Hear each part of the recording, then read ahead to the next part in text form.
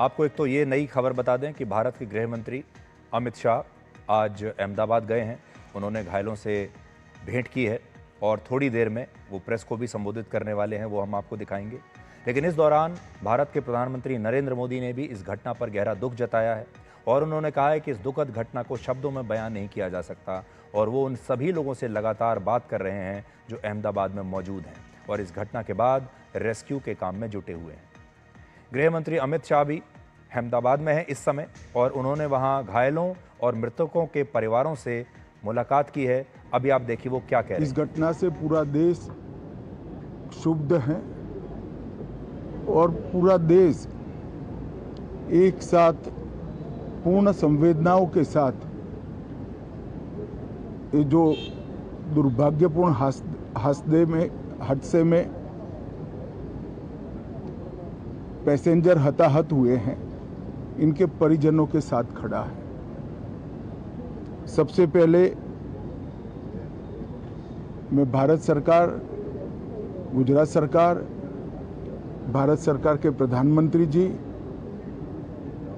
और गुजरात सरकार की ओर से भी जो लोग हताहत हुए हैं, इनके परिजनों के प्रति गहरी संवेदना व्यक्त करता हूं।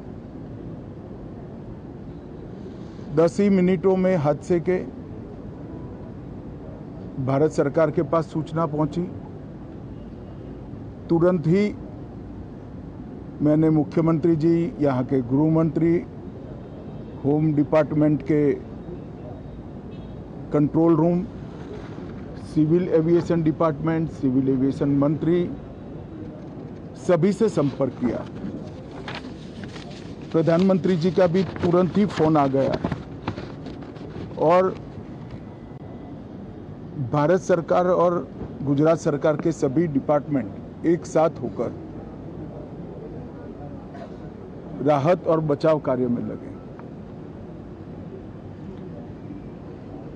इस विमान में कुल मिलाकर 230 यात्री देश के और विदेश के और 12 क्रू मेंबर सवार थे। इसमें से एक यात्री का बचने का अच्छा समाचार मिला है, मैं उनको मिलकर आया हूं। मृत्यु का आंकड़ा तो डीएनए परीक्षण और यात्रियों की पहचान के बाद ही अथॉरिटी अधिकृत रूप से घोषित करेगी, मगर जो यात्री बचा है उसको मैं मिलकर आया हूं। घटना के तुरंत बाद गुजरात सरकार ने बहुत त्वरा से डिजास्टर मैनेजमेंट की सारी इकाइयों को अलर्ट करते हुए, चाहे हेल्थ डिपार्टमेंट जो हो, चाहे फायर ब्रिगेड हो, चाहे पुलिस विभाग हो, भारत सरकार की भी सीएपीएफ को संपर्क कर सभी ने एक साथ मिलकर राहत और बचाव का कार्य चालू किया। मगर 1.25 लाख लीटर ईंधन विमान के अंदर ही था और लगभग गर्मी, तापमान इतना ऊंचा हो गया कि किसी को बचाने की मौका ही नहीं मिला। अब मैं घटना स्थान पर भी जाकर आया हूं। सारे यात्रियों के मृतदेह को बाहर निकालने का काम लगभग समाप्त हो चुका है। जितने यात्रियों के परिजन यहाँ पहुँच चुके हैं, वो सबका डीएनए लेने की कार्यवाही भी 2-3 घंटों में समाप्त हो जाएगी। विदेश में जिनके परिजन हैं, उनको सूचना देने की कार्यवाही समाप्त हो चुकी है और जैसे ही पहुँचते हैं उनके भी डीएनए सैंपल लिए जाएंगे और मृतदेहों की पहचान के लिए जितने मृतदेह मिले हैं, इनके भी डीएनए सैंपल लेने की कार्यवाही समाप्त हो चुकी है। गुजरात में ही लगभग 1000 के आसपास डीएनए टेस्ट करने पड़ेंगे। ये सभी टेस्ट करने की क्षमता गुजरात में विकसित है, तो डीएनए टेस्टिंग के लिए कहीं गुजरात के बाहर जाने की ज़रूरत नहीं पड़ेगी।